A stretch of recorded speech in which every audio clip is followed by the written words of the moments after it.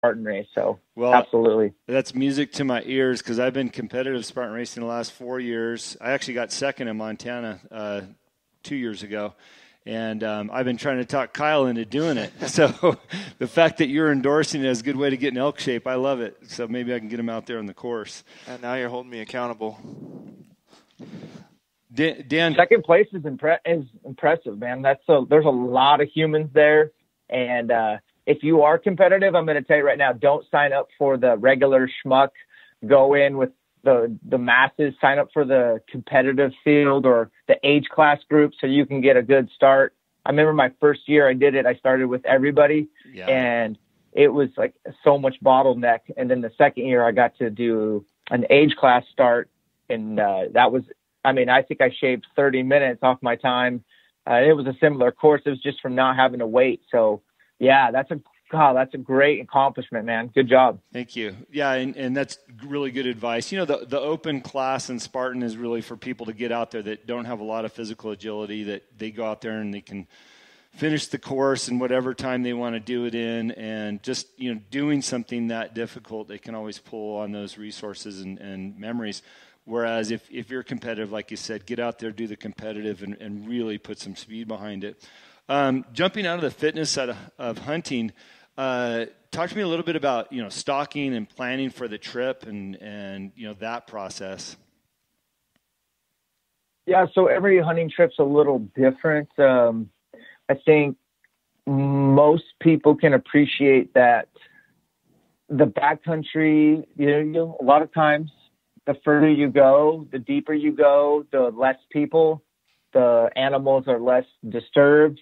And so it gives you a little bit more of a leg up on the hunting opportunity versus hunting near roads or near common areas where it gets bottlenecked in hunting. So yeah, you want to be able to set yourself up for success. And so a lot of times that means going deeper, staying out further.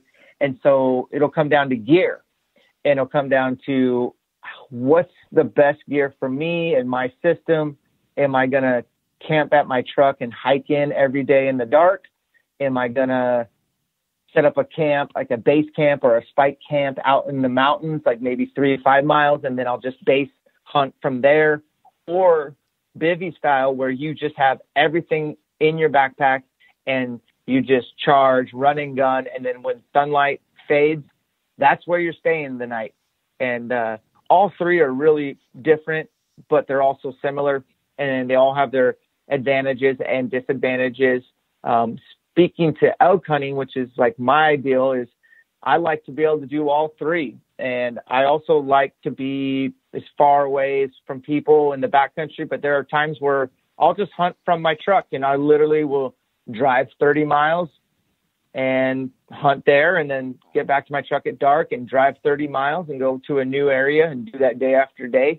So you have to be able to pivot when it comes to hunting. You can't just be married to one idea. You've got to do whatever it takes to get yourself the best opportunity. And sometimes you'll hike in, guys, like 10 miles only to find yourself with 3 or 4 other guys that had the same idea, and that's not good. So, you know, there's a lot of fit hunters out there, so don't be surprised if you run into some in some hard to reach areas, and maybe the overlooked stuff closer to the road is, you know, I'm being serious. Like you just have to be able to pivot. That's the best way I can answer that. Sure. You know, just talking about pivoting and being flexible and getting out there, you know, Kyle's kind of biting at the bit. He had a question for you, so we're going to let him ask. Oh, no, first I want to say, you know, thanks for Elkshape and everything you do, because you definitely have inspired me to become a better hunter and get in better shape, and, you know, try to inspire my family to be supportive and everything. So I commend you on that. And I'm kind of like you. You know, I was born and raised hunting, and hunting's always been a passion of mine. And luckily, you know, been able to reunite with it here in the past few years and be successful. But my big question is, you know, elk hunting's hard, and you solo hunt a lot. And, you know, I'm a solo hunter naturally just because most of my friends aren't crazy enough to go with me. So being successful, you know, solo hunting, any advice you have for fellow solo hunters out there?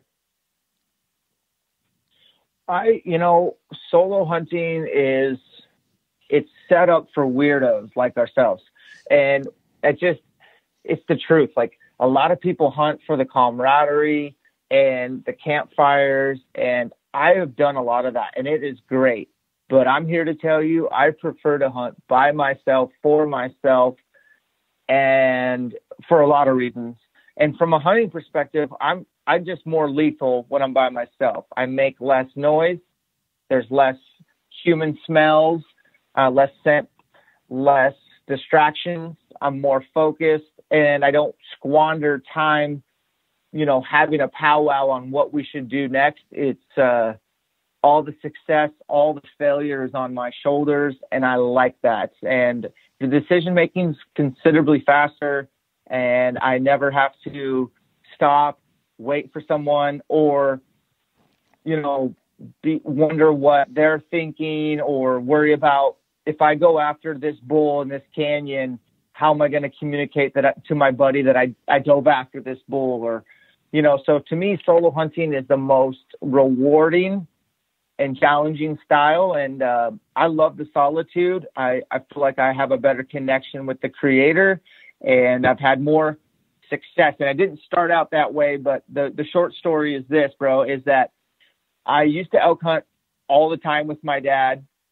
I'd wear his ass out after about 3 days. And then as soon as I was solo, he'd go back and take a rest day or a low key day. I'd go kill an elk. And I started doing that year after year. And I started realizing, dude, I seem to kill elk when I'm by myself. And so we have this system now where we each go our own way. And if I tag out, which happens quite often, then I go help him and call for him. And it's worked out great. Hunting solo sucks when you kill an elk and you're by yourself and you have to get it out by yourself. And so that's when you want friends and partners. But yeah, I've done more solo elk pack outs than I have with friends. And it's just, it's why I try to stay in best shape as possible. Awesome. Dan, what are some of the types of equipment you use, or brands, or what advice would you give? For me per se, I'm getting ready to jump in. I want to go get the right equipment. Do you have any advice on what to get? And I know you've got your favorites. Yeah. So I think a lot of guys are excited about getting the latest and greatest. I'm really about learning what you have and making it work the best for you. I would say everything in a hunt for me starts from the ground up. So get yourself a pair of boots that really fit you and that you can put miles on them and they're going to hold up and they're not going to, get wet or leak water. Your feet aren't going to get sweaty. You're not going to get blisters, because if you don't have your feet, you got nothing. So you guys are out of Montana. The company I work with is Kenetrek Boots. They're out of Montana. I've been with them for 2010, and they just seem to fit my feet better than anything else. But boots is one that I would not go cheap on. I would really try all the boots on and figure out what's going to be best for you. And then a backpack. A backpack is where all your stuff is stored. It's where you're going to pack meat out. So I would get a good backpack that you can basically not waste a trip back to the truck grabbing a different backpack to carry meat out. So currently I'm using Exo mountain gear. And what I do is when I kill an animal, I can pull my bag away from the frame and I can tuck in a hind quarter, a shoulder, and then get the bag cinched against the meat. And then my first trip out is a productive one. It's one with meat. So boots and backpack are obviously way up there. There's another good company out of Montana called Sika Gear. They make layering systems that work really well for the mountains. They don't even call their clothing. They call it gear. They think that clothing should be gear and that you need to so basically a mountaineering type of clothing for hunters. Mm-hmm. And that's going to be huge, because if you can fight off the Mother Nature and all the elements and stay quasi comfortable, and that's a loose term, there's not a lot of being comfortable paying thousands of dollars to live like a homeless person in the mountains. But yes, get yourself some good clothing, good backpack boots, and then know your weapon. Whatever bow you have, make sure it's what fits you the best, you shoot the best, you have a lot of confidence in it, and you know it inside out. Well, I'm sure there's a laundry list of things that I've got to learn, and I've got great neighbors for that, so I'm looking forward to going through the process. Dan, if somebody wants to get in Elkshape and follow your programs and all that stuff, how do they get a hold of you, and what's the best way to get more information about you? Yeah, we're all out there on the internet, so you can go to the website, elkshape.com. You can find, links to our camps or our online camps. You can do our workout programs or follow we write up some good articles on different stuff, and we're on the social platforms, so you can find us. I think it's at Elkshape on all the Instagram, Twitter, and YouTube stuff. So we pump the content out there, and we try to keep it real and authentic. Okay, good. I know Kyle's got another question for you before I wrap this thing up, if you don't mind. Yeah, speaking of your Elkshape camps, I know that this whole COVID-19 thing has probably put a damper on all that, but are you planning on having some once everything comes back, or are you going to reschedule some, or what do we got to do to get you to come over here to Montana and maybe have one? Or I was thinking the same thing. I don't see Montana on this list of camps even before COVID. Yeah, no, we had to postpone 2 camps. Wisconsin and Colorado, we both moved them back into June and July, which isn't my favorite. That's kind of my time with my families in the summer. And I like to do these camps with these guys early in the year so I can give them their blueprint for the year. I'm like, okay, it's February, it's March. Here's what you need to do to get ready for elk season. And here's what you sucked at. So work on these the most. You get to June and July, it's not a lot of time to give them this blueprint, but it's better than nothing. And then I have a camp coming up here in Washington in a couple weeks, and I haven't canceled it yet.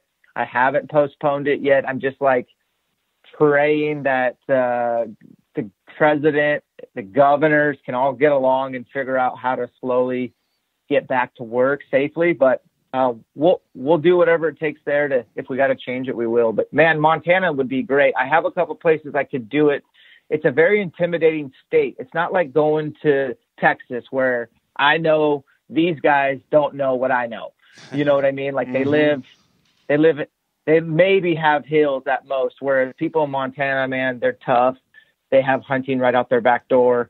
I've always been slow to go to states like that.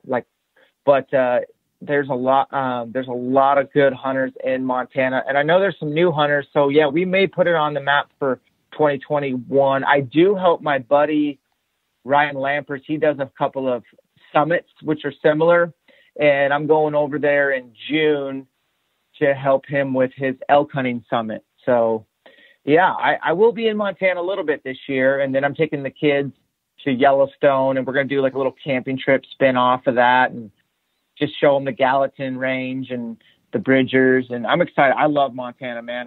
If I could get my wife to move, we'd be there, but it's not happening as of yet.